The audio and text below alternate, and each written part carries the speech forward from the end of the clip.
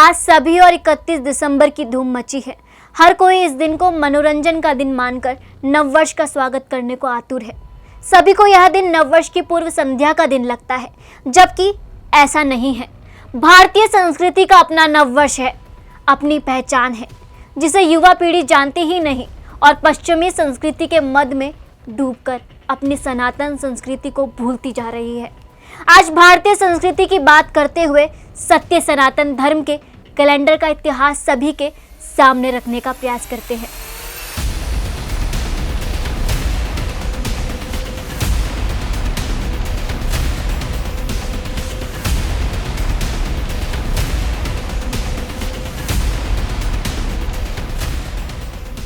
नमस्कार, आप देख रहे हैं सुदर्शन धर्म और मैं हूं आपके साथ सोनम गुरु। भारत जैसे जैसे आधुनिकीकरण की ओर बढ़ रहा है, वैसे वैसे भारतीयों पर पश्चिमी संस्कृति का प्रभाव बढ़ता जा रहा है।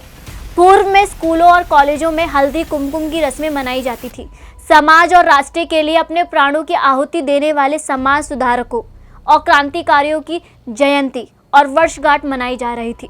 लेकिन इस समय Valentine day, rose day, ribbon day और फ्रेंडशिप डे, यहाँ तक कि क्रिसमस डे और न्यू ईयर हर जगह मनाया जा रहा है। लेकिन सच ये है कि संस्कृति के व्यवहार के कारण आज की युवा पीढ़ी का नुकसान हो रहा है। इसी प्रथा के कारण हमारे मूल हिंदू संस्कृति लुप्त होती जा रही है।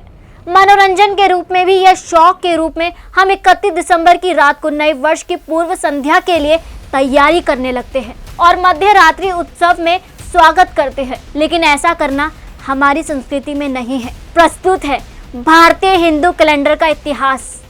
इस पंचांग में हर प्रकार के ग्रहों की गणना की गई है। तो क्या ना इस खास मौके पर इतिहास के पन्ने को पलटते हैं और पता करें आखिर ये पंचांग कहाँ से आया है।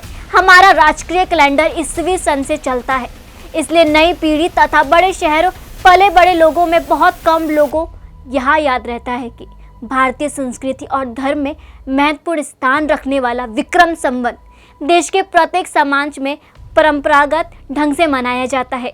देश पर अंग्रेजों ने बहुत समय तक राज किया और जिस कारण से उनकी संस्कृति, परिधान, खान पान तथा रहन सहन अपना लिया, भले ही वह अपने देश के अनुकूल नहीं था।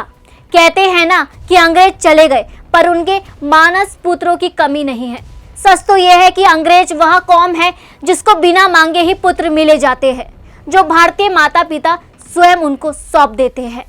सच तो यह है कि विक्रम संवत ही अपनी संस्कृति की याद दिलाता है और कम से कम इस बात की अनुभूति तो होती है कि भारतीय संस्कृति से जुड़े सारे समुदाय इसे एक साथ बिना प्रचार और नाटकीयता से होकर मनाते हैं। दुनिया का लगभग प्रत्येक कैलेंडर सदी के बाद बसंत ऋतु से ही प्रारंभ होता है, यहाँ तक कि ईस्वी सन बाला कैलेंडर जो आजकल प्रचलन में है वो भी मार्च से प्रारंभ होना था। इस कैलेंडर को बनाने में कोई नई खोलकीय गणना करने के बजाय सीधे भारतीय कैलेंडर यानी विक्रम संवत से ही उठा लिया गया था। इस दुनिया में सबसे पहले तारों, ग्रहों, नक्षत्रों आदि को समझने का सफल प्रयास भारत में ही हुआ था। तारों, ग्रह, नक्षत्रों, चांद, सूरज आदि की गति को समझने के बाद भारत के महान खगोल शास्त्रियों ने भारतीय कैलेंडर यानी विक्रम संवत तैयार किया।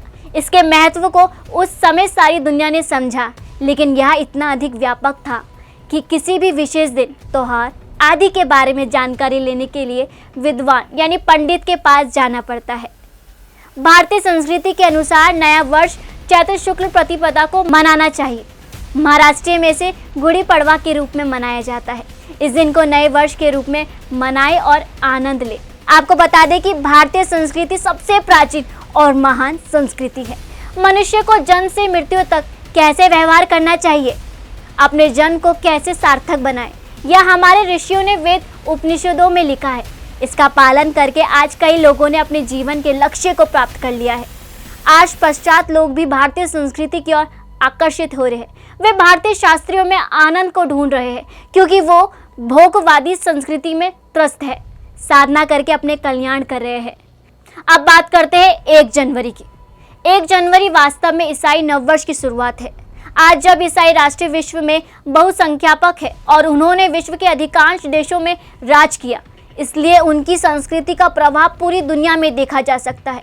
इससे यह भ्रांति पैदा हो गई कि 1 जनवरी यानी विश्व नववर्ष है, लेकिन आज दुनिया के नक्शे पर ऐसे कई देश हैं जिन्होंने इस पश्चिमी संस्कृति को नष्ट कर स्वराष्ट्र की संस्कृति को बचाया है। उनका नया वर्ष 1 जनवरी से शुरू नहीं होता। भारतीय संस्कृति सबसे प्राचीन है। भारतीय संस्कृति के अनुसार नए वर्ष की शुरुआत चैत्र मास के शुक्ल पक्ष की प्रतिपदा या पहले दिन से होती है।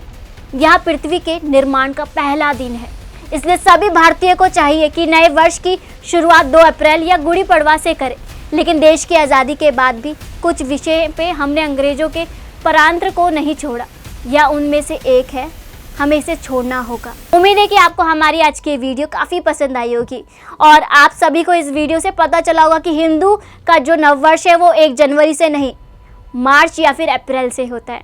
तो इसी के साथ मैं आपसे विदा लेती हूँ। नमस्कार, जय हिंद।